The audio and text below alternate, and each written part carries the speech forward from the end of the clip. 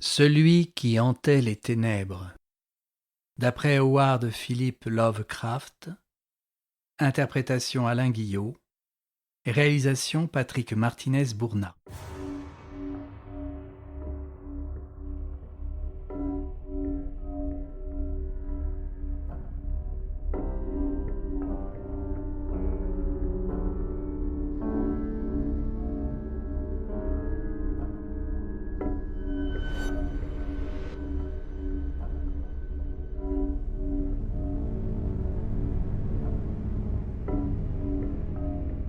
À Robert Bloch.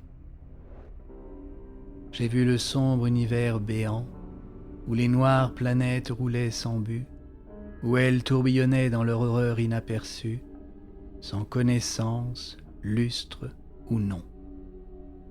Némésis.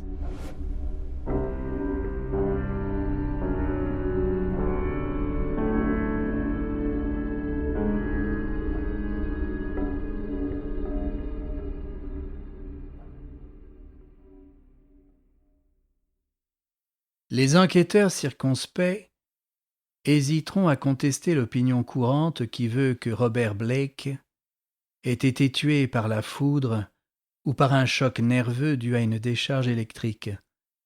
En vérité, la fenêtre devant laquelle il se trouvait était intacte, mais la nature est coutumière de ses caprices. L'expression de son visage a pu être causée par des contractions musculaires sans aucun rapport avec ce qu'il a vu. Les notes de son journal sont nettement le fruit d'une imagination débridée, mise en branle par des superstitions locales et certaines découvertes faites par le défunt. Quant à l'état bizarre de l'église abandonnée de Federal Hill, il est aisé de l'attribuer à une certaine charlatanerie de Blake, consciente ou inconsciente. Car après tout, c'était un écrivain et un peintre qui se consacrait au domaine du mythe, du rêve, de la terreur, toujours en quête d'effets étranges ou fantomatiques. Son premier séjour à Providence, au cours duquel il avait rendu visite à un vieillard aussi féru d'occultisme que lui-même, avait pris fin dans l'incendie et la mort. D'autre part, c'est sans doute sous l'effet d'une impulsion morbide qu'il abandonna sa maison du Milwaukee pour revenir dans notre ville. Il avait dû entendre parler des vieilles légendes, contrairement à ce qu'il rapporte dans son journal, et sa mort a peut-être détruit dans sa fleur une formidable mystification, prélude à un grand succès littéraire. Néanmoins, plusieurs de ceux qui ont étudié cette affaire avec attention s'attachent à une théorie moins banale et moins rationnelle. Ils se montrent enclins à ajouter foi au journal de Blake et soulignent l'importance significative des faits suivants. L'authenticité indiscutable du registre trouvé dans la vieille église. L'existence prouvée de la secte impie appelée Sagesse des Étoiles avant l'année 1930. La disparition d'un journaliste trop curieux, Edwin M. Lillibridge, en 1893, et par-dessus tout, l'expression de terreur monstrueuse sur le visage du jeune écrivain mort. L'un des tenants de cette seconde théorie a jeté dans la baie la pierre aux angles bizarres, contenue dans une boîte en métal ciselé, trouvée dans le vieux clocher sans fenêtre, et non dans la tour où Blake déclare l'avoir découverte. Malgré les blâmes dont il fut l'objet, cet homme, médecin réputé, grand amateur de vieux folklore, affirme avoir débarrassé le globe terrestre d'un objet trop dangereux pour qu'on l'y laissât subsister.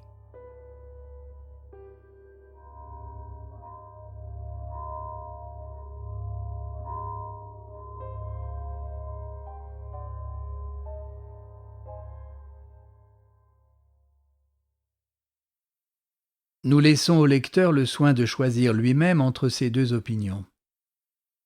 Quant à nous, après avoir étudié le journal de Blake de façon objective, nous allons donner ici un résumé des événements en nous plaçant au point de vue de leur acteur principal. Le jeune écrivain revint à Providence pendant l'hiver 1934-1935. Il s'installa au dernier étage d'une vénérable demeure sur le faîte de la haute colline proche de Brown University, derrière la bibliothèque John Hay. C'était un logis confortable et pittoresque, de style géorgien, au milieu d'un petit jardin rustique où de gros chats se chauffaient au soleil.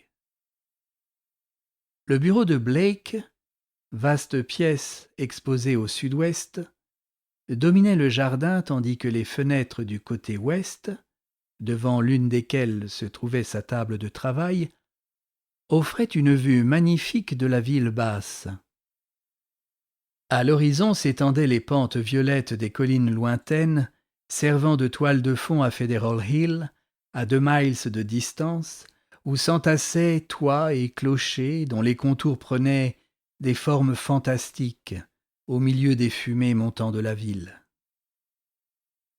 Après avoir fait venir la plupart de ses livres, Blake acheta quelques vieux meubles en harmonie avec la maison, puis il se mit à peindre et à écrire, vaquant lui-même aux soins du ménage. Son atelier se trouvait dans une chambre mansardée exposée au nord. Au cours de ce premier hiver, il rédigea 5 de ses meilleures nouvelles. Celui qui fouissait la terre, L'escalier de la crypte, Shagai, La vallée de Pnath, Le convive venu des étoiles. Il peignit également plusieurs tableaux, études de monstres innommables et paysages surnaturels. Au crépuscule, il restait souvent assis à sa table de travail pour contempler rêveusement le spectacle offert à sa vue. Les tours sombres de Memorial Hall, le beffroi du palais de justice, la hauteur spectrale de Federal Hill, qui stimulait si fort son imagination. Ses voisins lui avaient appris que c'était un quartier italien. Et de temps à autre, il braquait ses jumelles de campagne sur cet univers lointain en se demandant quel mystère il pouvait bien renfermer. Il avait l'impression de regarder un monde fabuleux, très différent du nôtre, semblable à ceux de ses nouvelles et de ses tableaux. Une énorme église aux murs sombres exerçait sur lui une attraction particulière. Elle se détachait très nettement à certaines heures de la journée et, au crépuscule, le grand clocher pointu dressait sa masse noire sur le ciel flamboyant. Elle devait être bâtie sur une élévation de terrain car sa façade et son côté nord dominaient hardiment l'enchevêtrement des toits qui l'entouraient. D'un aspect très austère, elle semblait être construite en pierre. Elle appartenait au style néo-gothique et devait dater de 1810 ou 1815. À mesure que les mois s'écoulaient, Blake contemplait avec un intérêt toujours croissant cette construction rébarbative. Les fenêtres n'étant jamais éclairées, il en avait conclu que l'église devait être désaffectée. Plus il la regardait, plus son imagination s'échauffait et lui inspirait des conceptions bizarres. Il en vint à croire qu'une aura de désolation planait sur ce lieu, si bien que même les pigeons et les hirondelles évitaient son toit enfumé. Il consigna dans son journal que de grands vols d'oiseaux entouraient tous les autres clochers de la ville, à l'exception de celui-là.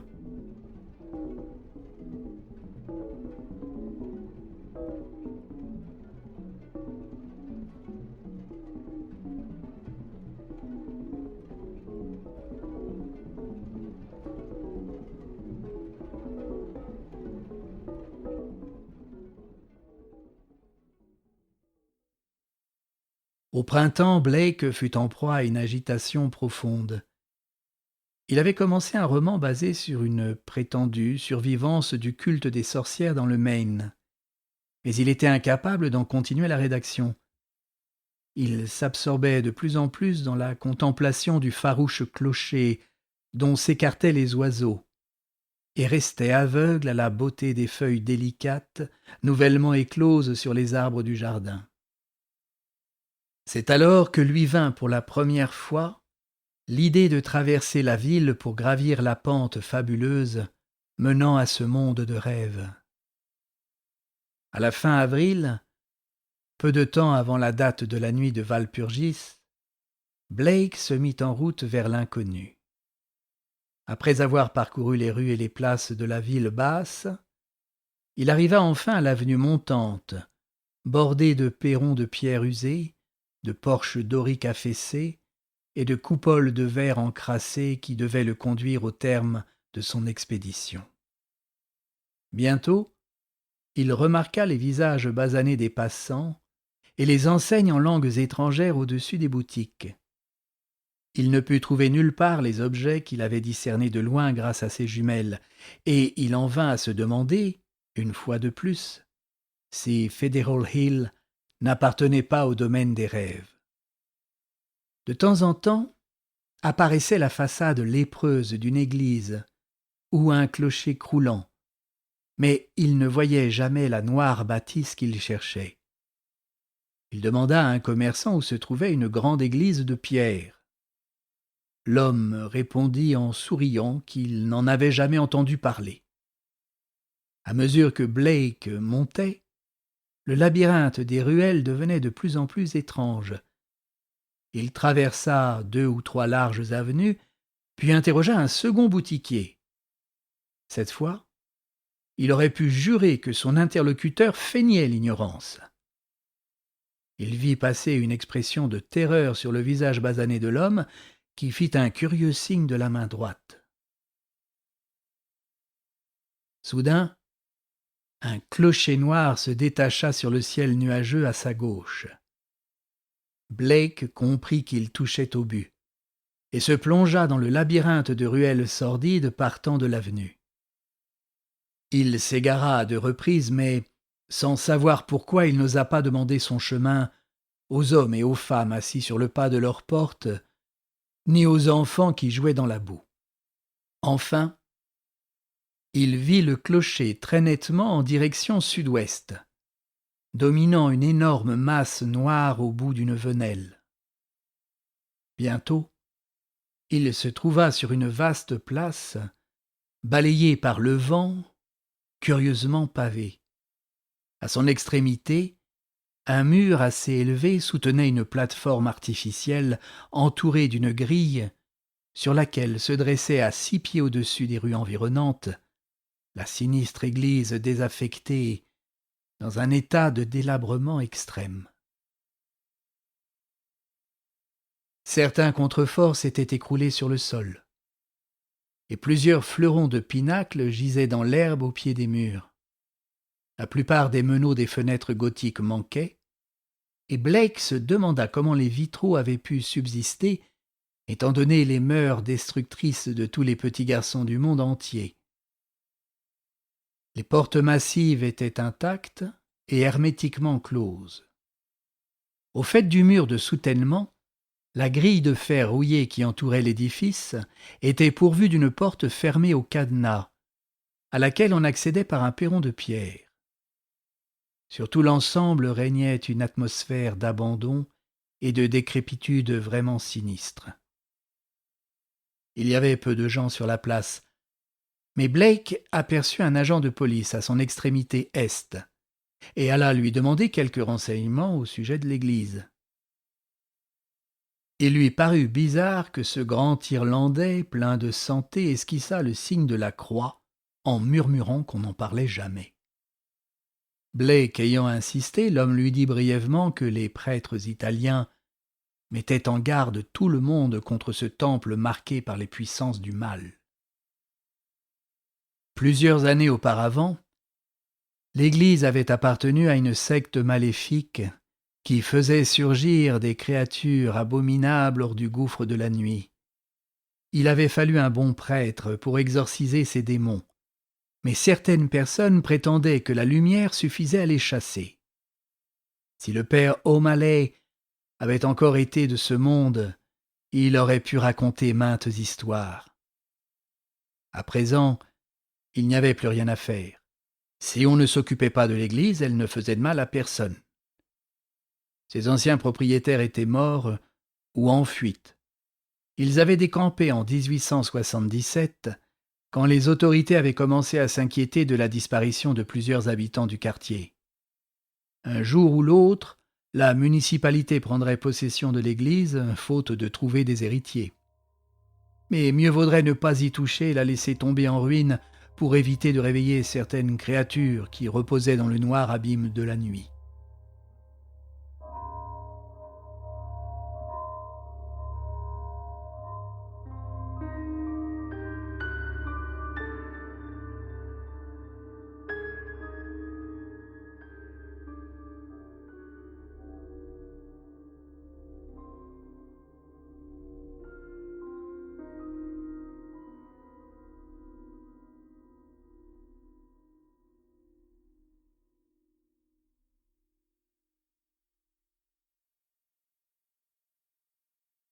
Quand l'agent de police se fut éloigné, Blake resta à contempler l'énorme bâtisse.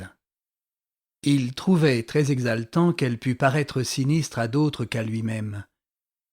Et il se demanda si les propos de l'agent de police renfermaient des éléments de vérité. Il s'était sans doute contenté de répéter de vieilles légendes dépourvues de tout fondement, mais celle-ci ressemblait de façon étrange à l'une des nouvelles de Blake. Le soleil surgit des nuages, mais il semblait incapable d'éclairer la masse noire du temple. Il était bien étrange que les plantes et les herbes qui poussaient autour de l'église fussent restées jaunes et flétries malgré la venue du printemps. Blake se surprit en train d'examiner le mur de soutènement et la grille rouillée pour y trouver une voie d'accès, car il ne pouvait résister à la terrible force d'attraction de ce temple funeste. Il finit par découvrir qu'il manquait quelques barreaux, sur le côté nord de la clôture. Il gravit aussitôt les marches du perron et longea le faîte du mur jusqu'à la brèche. Les gens l'aperçurent au moment où il se préparait à la franchir. Comme il se retournait pour regarder la place au-dessous de lui, il vit les rares passants s'éloigner en hâte en faisant le même signe de la main droite qu'avait fait le boutiquier de l'avenue. Plusieurs fenêtres se fermèrent avec bruit et une grosse femme se précipita au dehors pour ramener ses enfants à la maison. Blake n'eut aucun mal à franchir la brèche. Bientôt il se trouva en train de se frayer un chemin à travers la végétation pourrissante du terre-plein désert. La masse de l'église proche lui parut oppressante. Mais il surmonta son appréhension et alla examiner les 3 grandes portes de la façade. Ayant constaté qu'elles étaient bien closes, il fit le tour de l'édifice cyclopéen pour chercher une autre ouverture. Sur le derrière de l'abside, un soupirail béant lui offrit la voie d'accès désirée. Ayant regardé à l'intérieur, Blake vit un gouffre souterrain plein de poussière et de toiles d'araignées, faiblement éclairé par les rayons du soleil couchant. Il distingua avec difficulté des débris de toutes sortes, tonneaux pourris, caisses brisées, meubles démolis. Les restes rouillés d'une chaudière montraient que l'église avait été fréquentée au moins jusqu'au milieu du règne de la reine Victoria. Presque sans en avoir conscience, Blake rampa à travers le soupirail et se laissa glisser sur le sol cimenté. Dans un coin lointain de la vaste cave, au milieu d'une ombre dense, il aperçut un passage voûté qui devait mener à l'étage supérieur.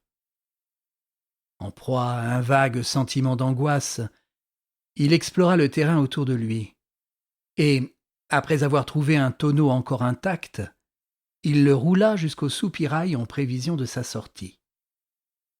Puis, rassemblant son courage, il se dirigea vers le passage voûté. À demi étouffé par la poussière omniprésente, couvert de toiles d'araignée, il atteignit enfin les degrés de pierre usée et commença à les gravir dans le noir. Après un tournant brusque, il sentit devant lui une porte close dont il trouva le loquet à tâtons. Elle donnait sur un couloir mal éclairé, bordée de boiseries mangées des vers. Une fois au rez-de-chaussée, Blake commença à l'explorer rapidement. Aucune porte ne fermant à clé, il passa librement d'une pièce à l'autre. La nef colossale avait un aspect surnaturel, avec ses monceaux de poussière sur les bancs, l'autel et la chaire, ainsi que les gigantesques toiles d'araignée tendues entre les colonnes gothiques.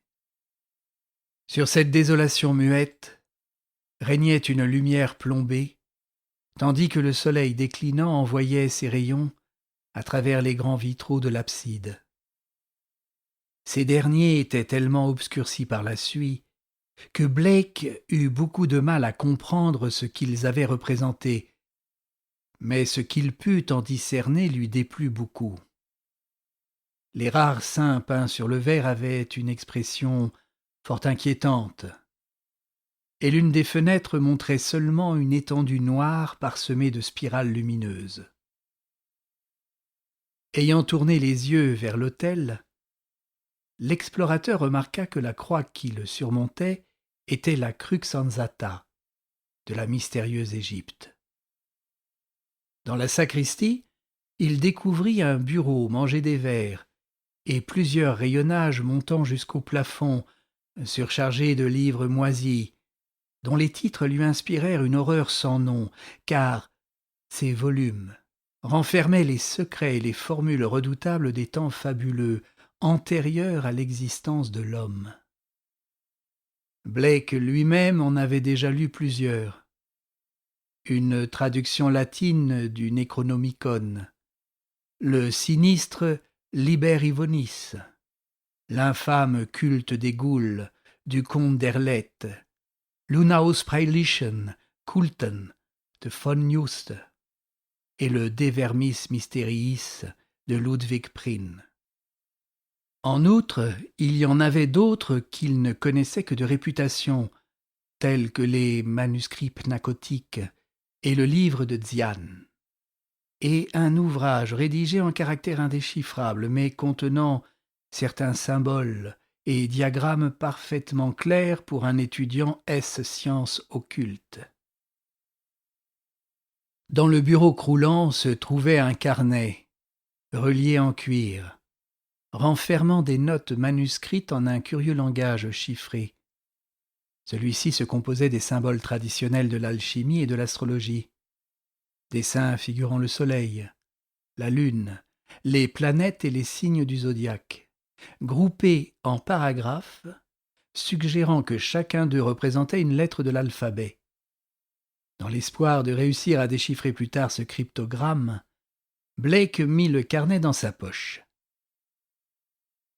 Ayant ainsi examiné le rez-de-chaussée, l'explorateur traversa la nef fantomatique en direction de la façade, car il avait aperçu dans un coin une porte et le bas d'un escalier conduisant probablement au faîte du clocher noir, dont l'aspect lui était si familier. La montée fut pénible, car la poussière et les toiles d'araignée encombraient particulièrement cet espace resserré.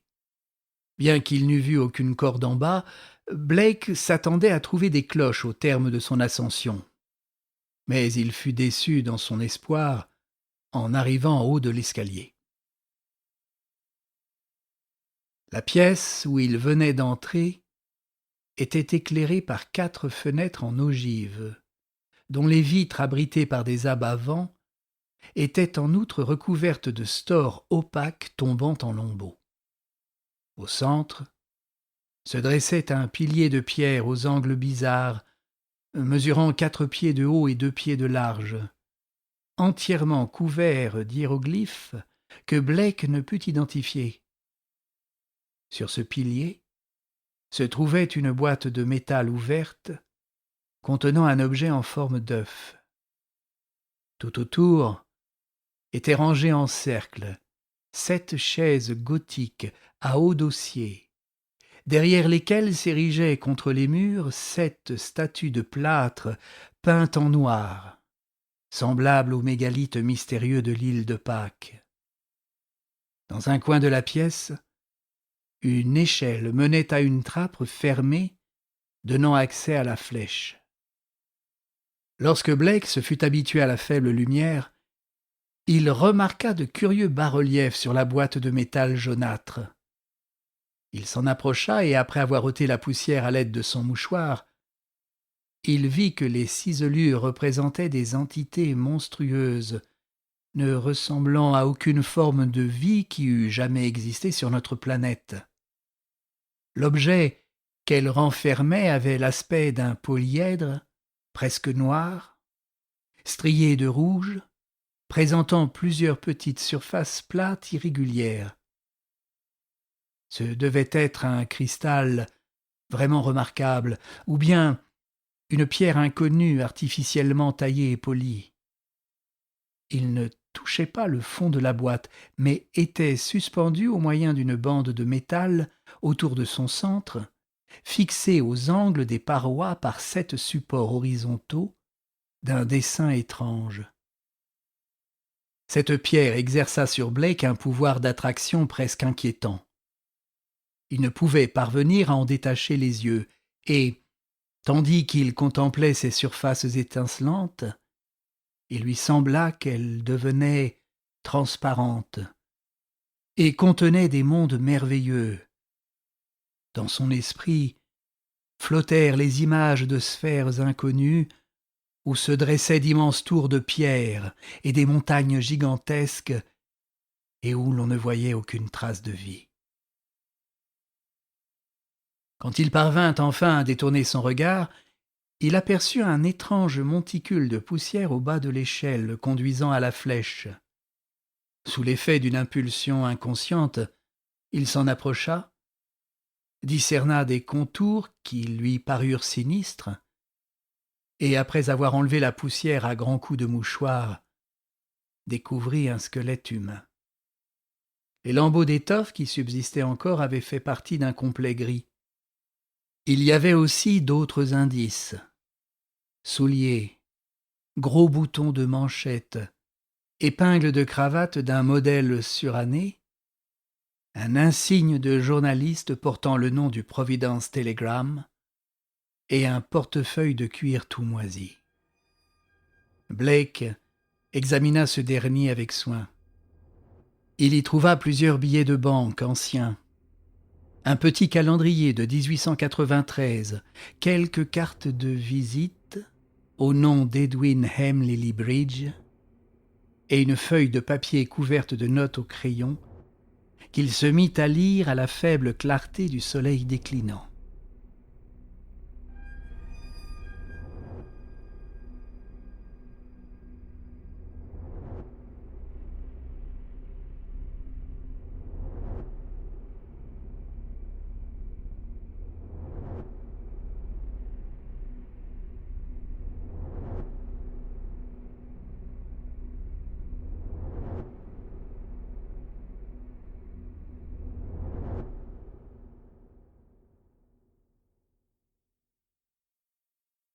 Professeur Enoch Bowen revient d'Égypte en mai 1844, achète la vieille église de la Libre Volonté en juillet. Ses travaux d'archéologie et d'occultisme sont bien connus.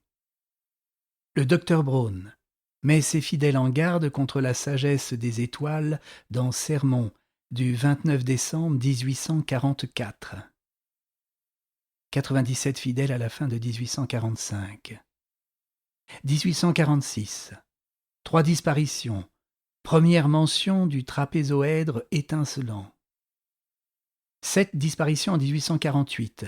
Première rumeur concernant le sacrifice du sang. Enquête de 1853 ne révèle rien. Histoire de bruit suspect. Le père O'Malley parle de culte diabolique au moyen d'une boîte trouvée dans ruines égyptiennes, prétend qu'ils évoquent une créature qui ne peut se manifester que dans les ténèbres. Ce renseignement doit lui venir de la confession suprême de Francis X. Amey, qui est devenu membre de la Sagesse des Étoiles en 1849. Ces gens affirment que le trapézoèdre étincelant leur montre le ciel et d'autres mondes, et que celui qui hante les ténèbres leur communique certains secrets. Histoire de Horin B. Hedgie, en 1857. Ils l'évoquent en contemplant le cristal et ont un langage secret. 200 fidèles en 1863. De jeunes Irlandais attaquent l'église en 1869 après la disparition de Patrick Regan. 6 disparitions en 1876. Comité secret va trouver le maire Doyle. Promesse de prendre des mesures en février 1877. Église ferme en avril. Jeunes gens de Federal Hill menacent le docteur et les membres de l'assemblée paroissiale au mois de mai. 181 personnes quittent la ville avant la fin de 1877. On ne mentionne pas leur nom. Histoire de fantômes commence vers 1880. Essayez de vérifier que nul être humain n'a pénétré dans l'église depuis 1877. Demandez à Lanigan, photographie prise en 1851. Après avoir remis la feuille de papier dans le portefeuille et glissé ce dernier dans la poche de son veston, Blake examina le squelette gisant dans la poussière. On ne pouvait douter que cet homme ne fût entré dans l'église abandonnée 42 ans plus tôt, en quête d'un reportage sensationnel. Peut-être n'avait-il informé personne de son projet, mais de toute façon il n'était jamais revenu à son journal. Sans doute avait-il succombé à un arrêt du cœur déterminé par une terreur violente. Blake se pencha au-dessus des ossements et remarqua leur état bizarre. Certains étaient dissous à leurs extrémités, d'autres semblaient calcinés, ainsi que plusieurs lambeaux de vêtements. Le crâne, taché de jaune, portait un trou noirâtre sur le dessus, comme si un acide puissant avait rongé l'os. Sans avoir eu le temps de s'en rendre compte, Blake se trouva en train de regarder à nouveau la pierre étincelante dont l'influence suscitait dans son esprit une série d'étranges images. Il vit des cortèges de silhouettes encapuchonnées, revêtues de longues robes dont les contours n'étaient pas humains, et contempla un désert infini où s'alignaient des monolithes démesurés. Il vit des tours et des murailles dans les sombres abîmes de la mer, et de vertigineux espaces aériens où flottaient des lambeaux de brume noire sur un arrière-plan de vapeurs violettes tremblotantes. Il vit enfin, à une distance prodigieuse, un immense gouffre de ténèbres où des formes solides et semi-solides ne se révélaient que par leurs mouvements, où des réseaux de forces invisibles semblaient faire régner l'ordre au sein du chaos. Soudain, le sortilège fut rompu par un accès de terreur panique sans cause. Blake détourna les yeux de la pierre car il avait conscience qu'une présence amorphe l'observait avec une extrême attention. Il se sentait la proie d'une chose indéfinissable, une chose qui n'était pas dans la pierre, mais l'avait regardé à travers la pierre, une chose qui ne cesserait jamais de le suivre et dont il n'aurait jamais une connaissance visuelle. De toute évidence, ce lieu maléfique lui nouait les nerfs. En outre, la lumière du soleil devenait de plus en plus faible et il lui faudrait bientôt partir car il n'avait pas de quoi s'éclairer. À ce moment, il crut apercevoir une légère trace lumineuse dans la pierre aux angles étranges. Était-elle donc phosphorescente ou radioactive ? Les notes du journaliste n'avaient-elles pas mentionné un trapézoèdre étincelant ? Que s'était-il passé dans ce repère d'une puissance maléfique ? Quelle entité funeste pouvait encore s'embusquer dans ce sombre édifice dont s'écartaient les oiseaux ? Il lui semblait à présent qu'une vague puanteur montait non loin de lui, bien qu'il ne pût en deviner l'origine. Blake referma brusquement le couvercle de la boîte. Le cliquetis sec fut suivi d'un faible bruit paraissant provenir de la flèche. C'étaient des rats, sans doute. Les seuls êtres vivants qui eussent révélé leur présence depuis son entrée dans l'édifice maudit. Néanmoins, Ce bruit lui inspira une crainte épouvantable. Il se précipita dans l'escalier en colimaçon, traversa la nef fantomatique et la cave voûtée pour gagner enfin à travers le soupirail la place déserte et les ruelles de Federal Hill en direction du paisible quartier de l'université.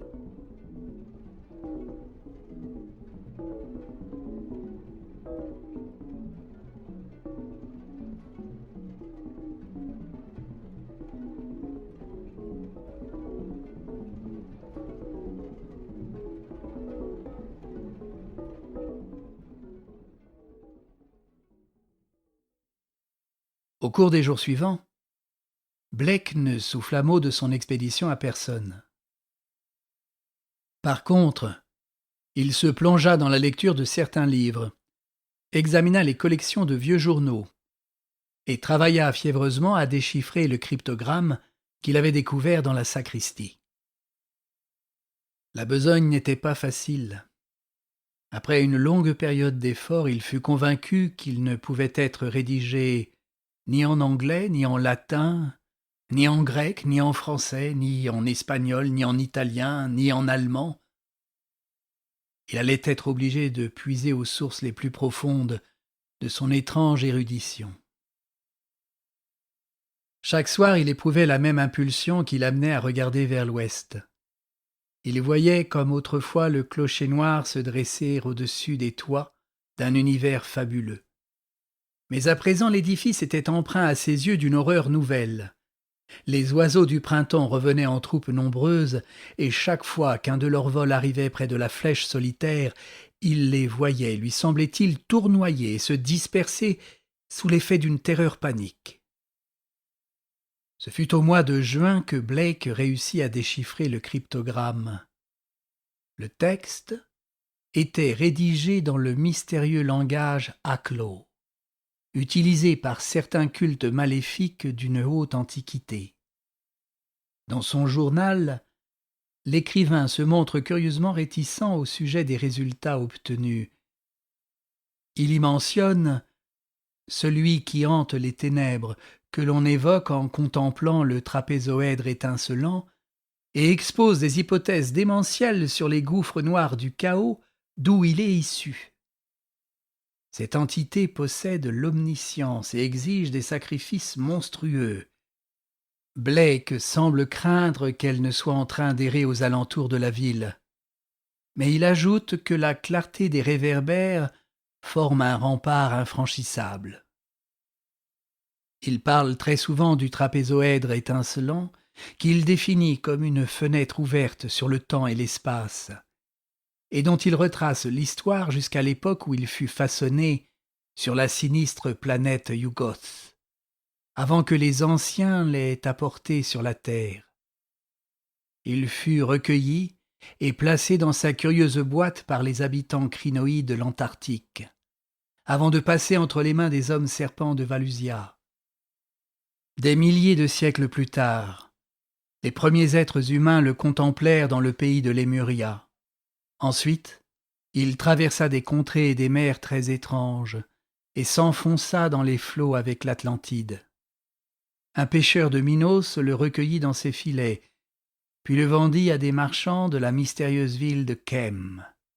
Le pharaon Nephremka fit bâtir autour de lui un temple sans fenêtres et accomplit de tels actes que son nom fut effacé sur tous les monuments. Ensuite, la pierre funeste reposa dans les ruines de cet édifice maudit, détruit sur l'ordre du nouveau pharaon, jusqu'à ce qu'elle fût découverte au cours de fouilles archéologiques et recommença à tourmenter l'humanité.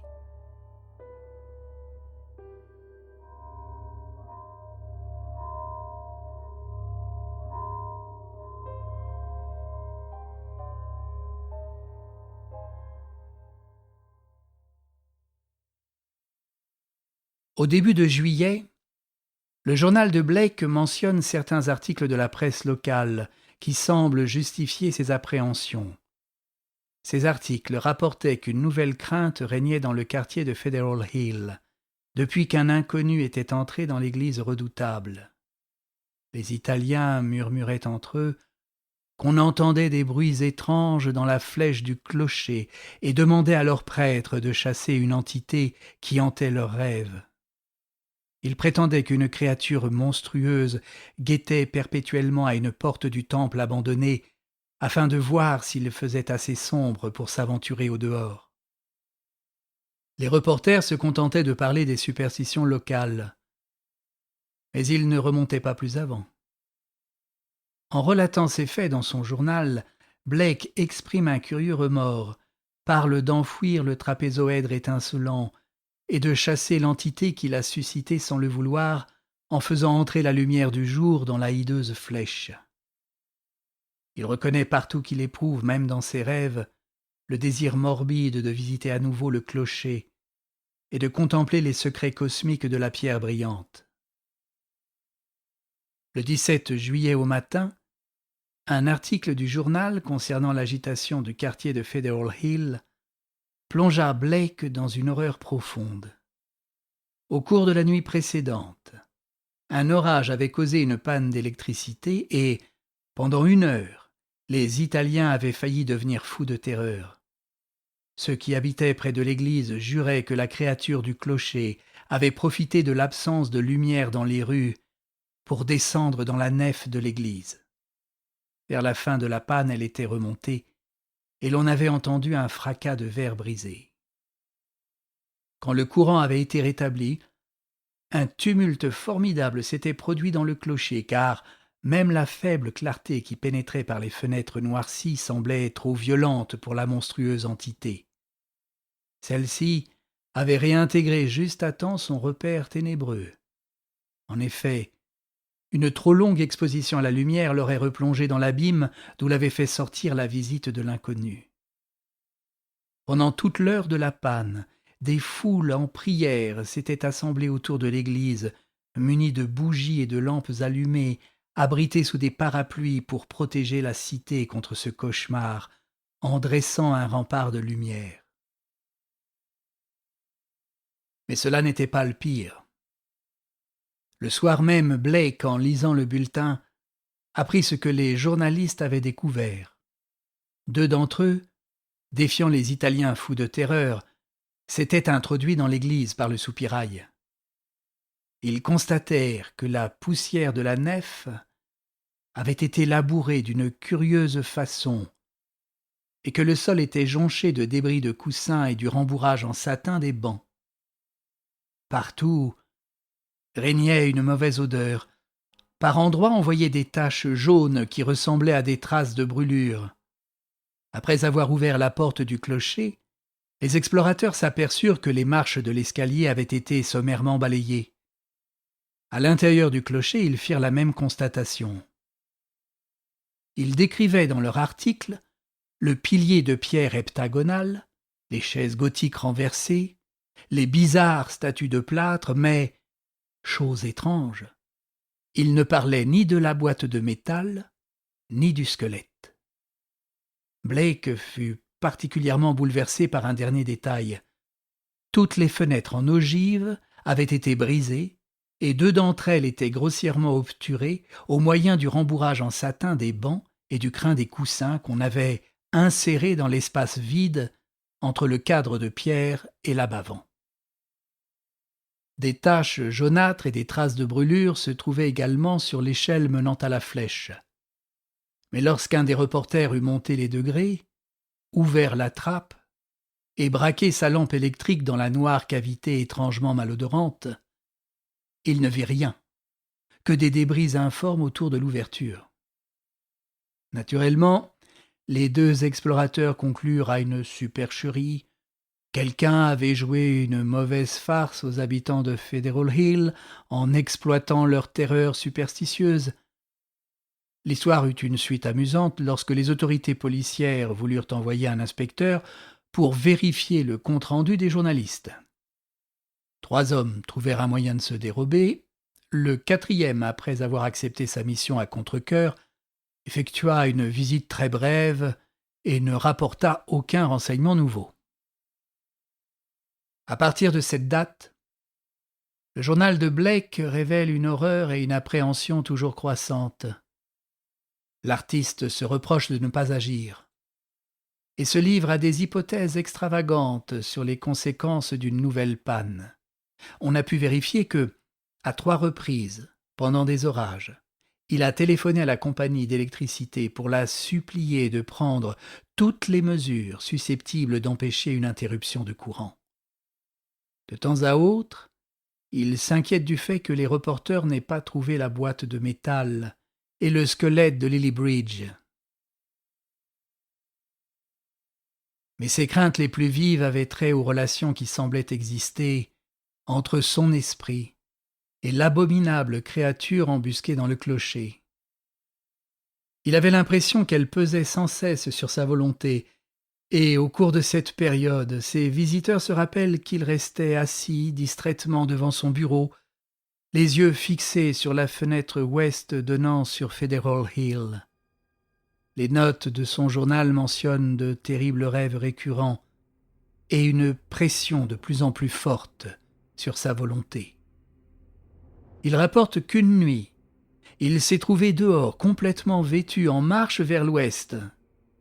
À plusieurs reprises, il insiste sur le fait que l'entité embusquée dans le clocher sait fort bien où le trouver.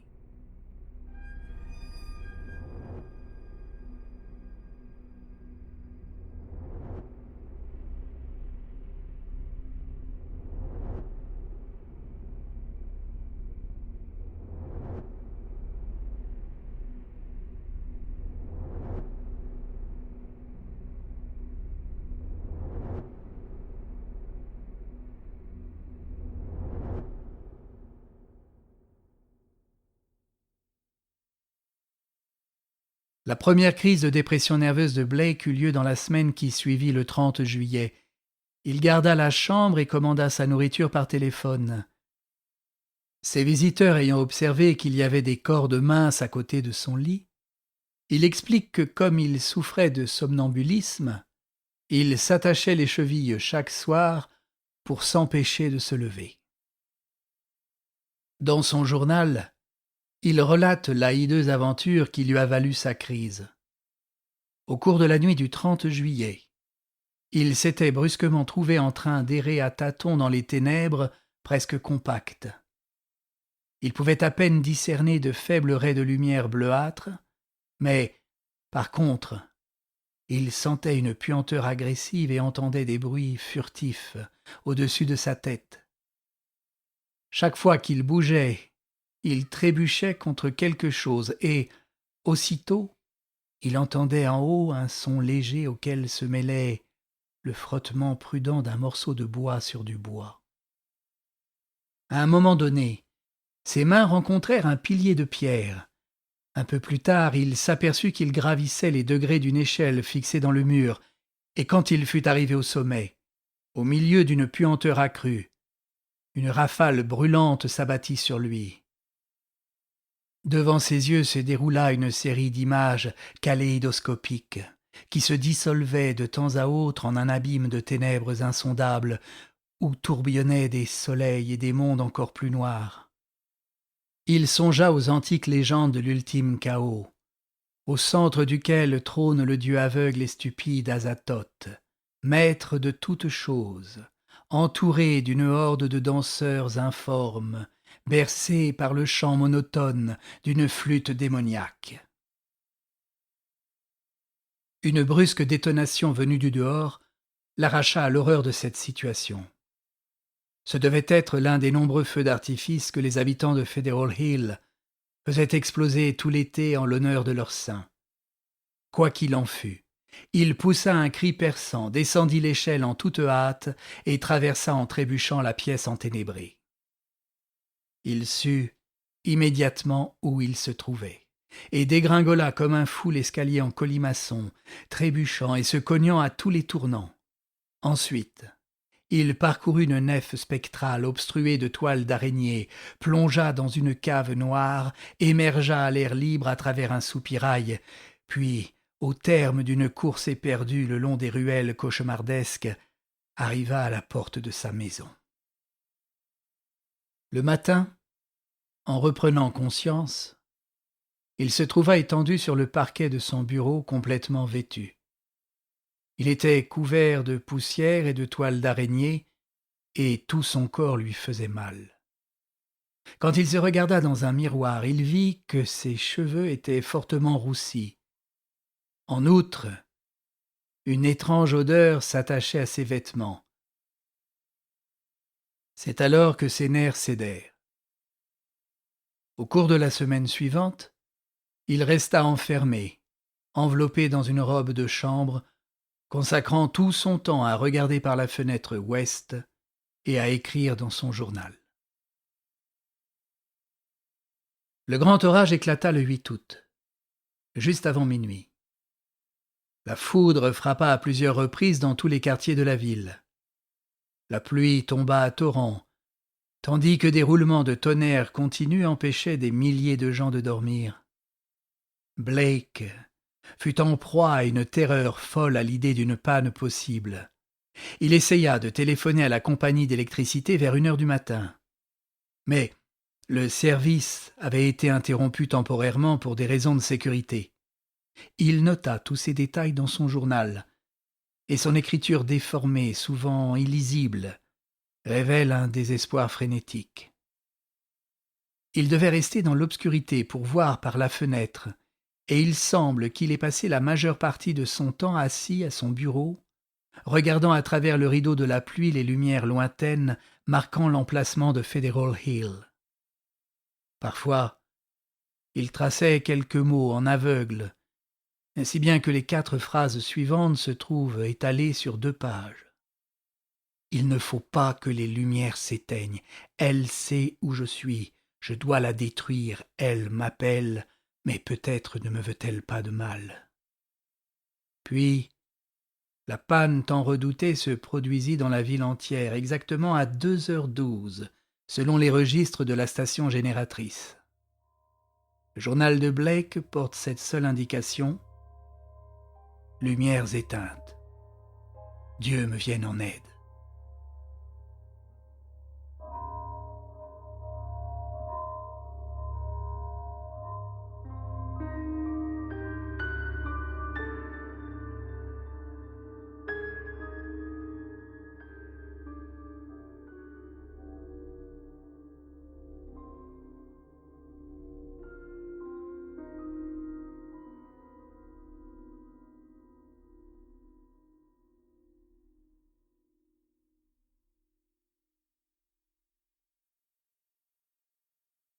Dans le quartier de Federal Hill, il y avait des guetteurs aussi anxieux que lui.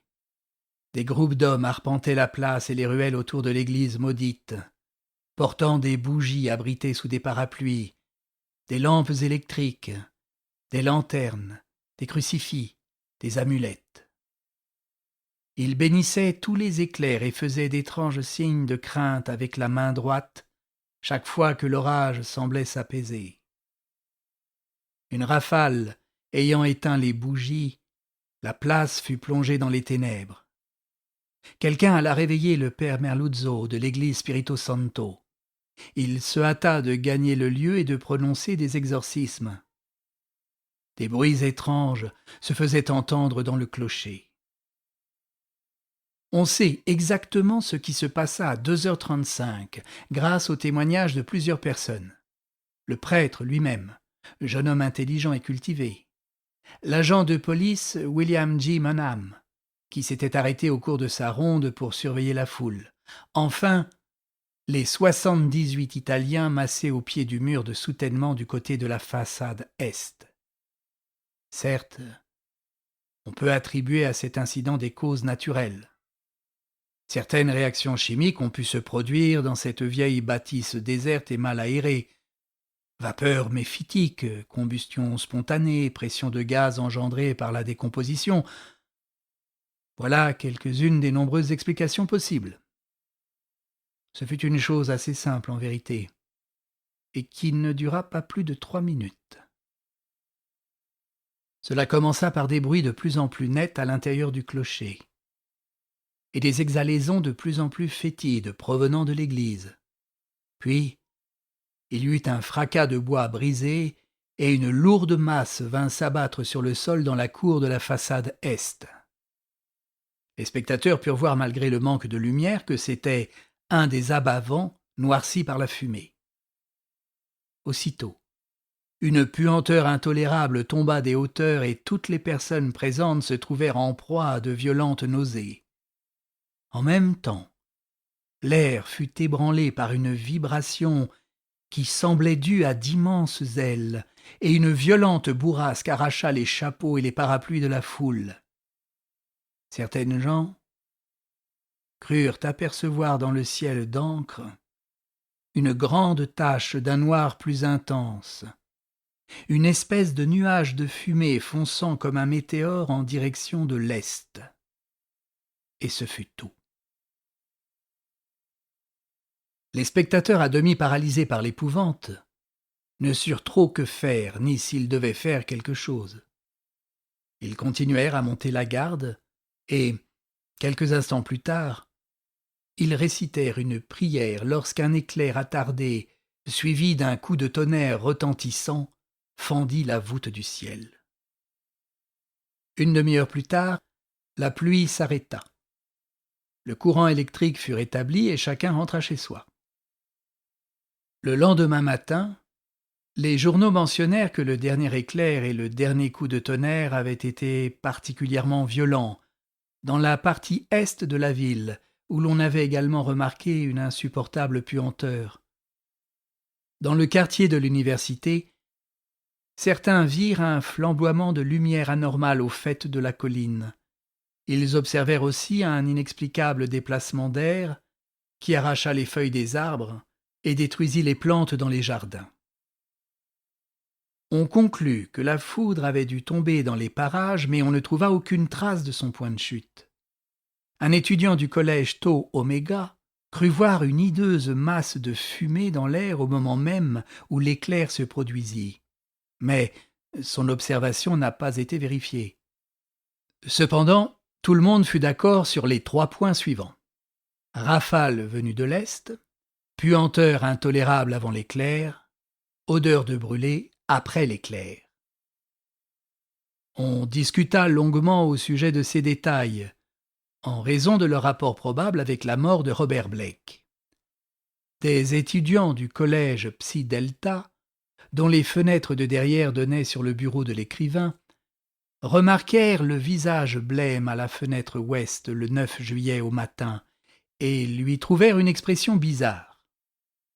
Quand ils virent le même visage dans la même position le soir venu, ils commencèrent à s'inquiéter, allèrent sonner à l'appartement, puis, en désespoir de cause, firent enfoncer la porte par un agent de police. Le cadavre rigide était assis à son bureau, et les visiteurs détournèrent la tête avec horreur en voyant les yeux vitreux et les traits convulsés qui exprimaient une atroce épouvante. Peu de temps après, le médecin de l'état civil procéda à un examen.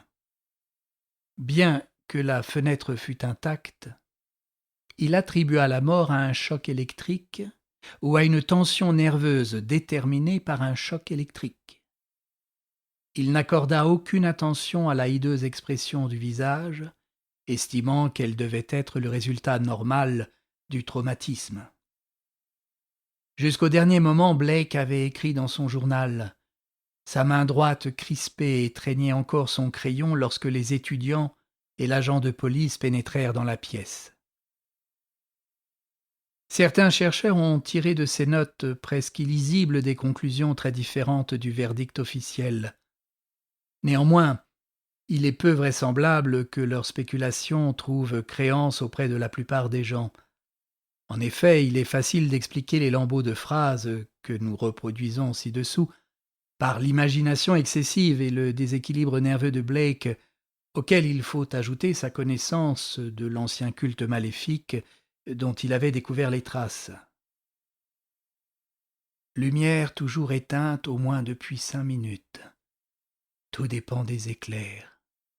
Plaise à Yaditz qu'ils continuent. Malgré leur clarté, je sens une influence.